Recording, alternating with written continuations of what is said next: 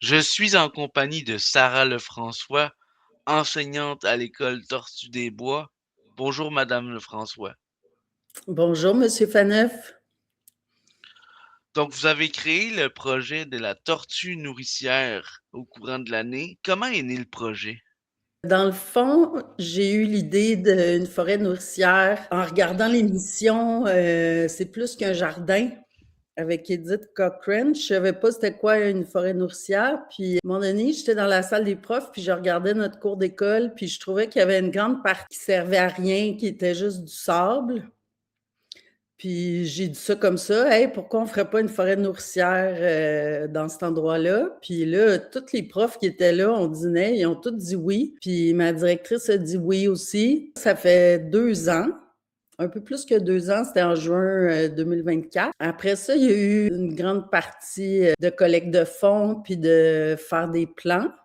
Puis ben, après ça, ça a démarré, là, on a commencé les travaux dès juin 2026. Quels étaient les objectifs derrière ce projet? Dans le fond, les objectifs du projet, c'est surtout des objectifs pédagogiques. On a déjà des jardins avec agricoles où on fait pousser des légumes, des fleurs qui sont toutes des annuelles.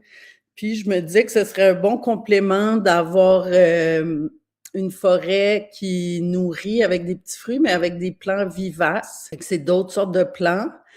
Puis il y a aussi un objectif de partage avec la communauté parce qu'on veut que cette forêt-là soit accessible à tout le monde à Saint-Mathieu, que tout le monde puisse y venir.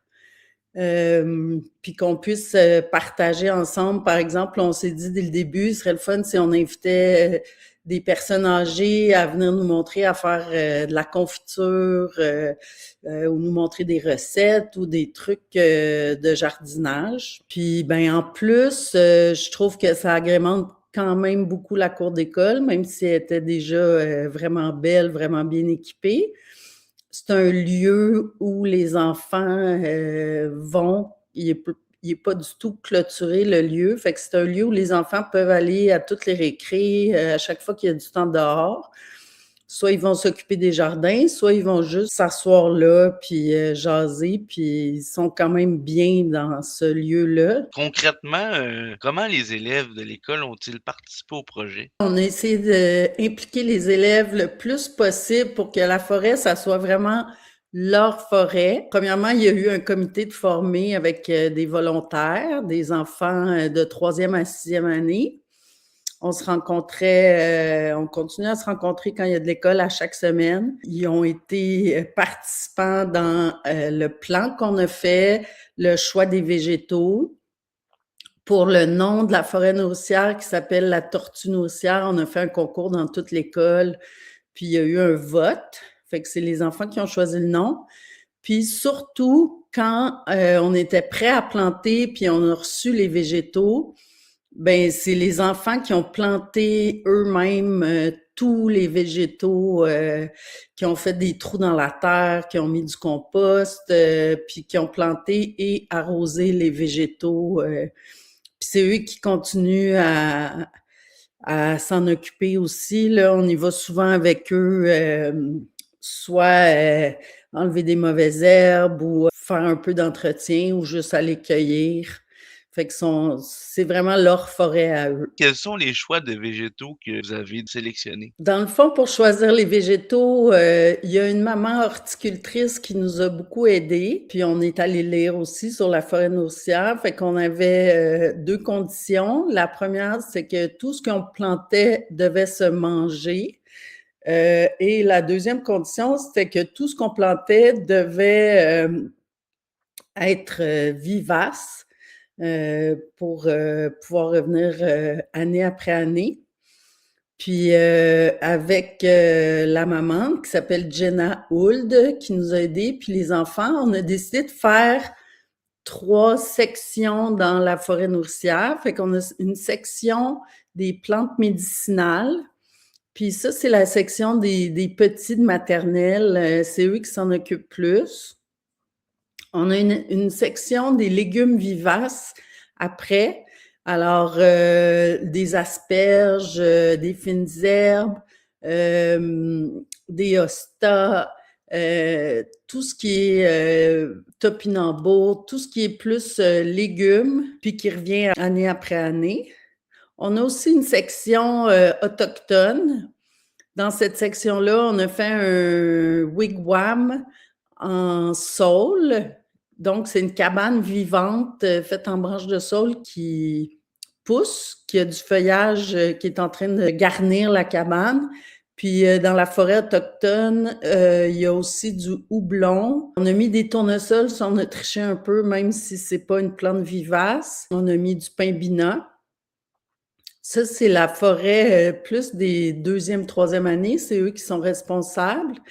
Puis, sur tout le pourtour de la forêt, là, on a mis les plus gros végétaux, puis les arbustes fruitiers. On a mis des fraises en couvre-sol, on a mis des amélanchiers, des pommiers, des poiriers, des cerisiers.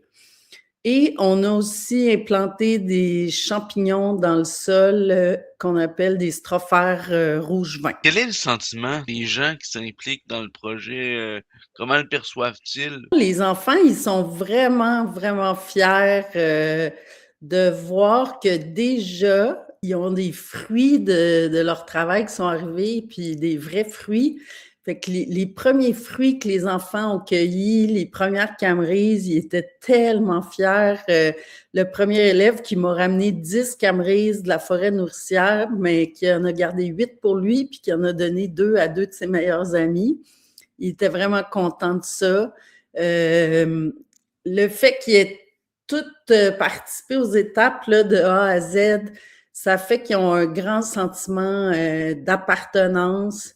Puis ils sont vraiment contents de voir pousser la forêt, veulent tout le temps aller passer du temps là, sont vraiment contents. Parfait. En terminant, quels sont vos plans pour la suite du projet? On veut une forêt qui s'entretient d'elle-même. Donc, c'est le but de la forêt nourricière. C'est une forêt qui nécessite peu d'entretien, éventuellement pas d'arrosage quand les grands végétaux vont pouvoir fournir plus d'ombre, puis le couvre-sol va avoir pris sa place. Le but de cette forêt-là, c'est vraiment de laisser quelque chose à long terme aux enfants de l'école et à la communauté aussi, comme je disais avant, de pouvoir partager, parce qu'évidemment, l'école est fermée l'été, mais il y a quand même des petits fruits qui sortent pendant que l'école est fermée, puis on invite la population à les servir.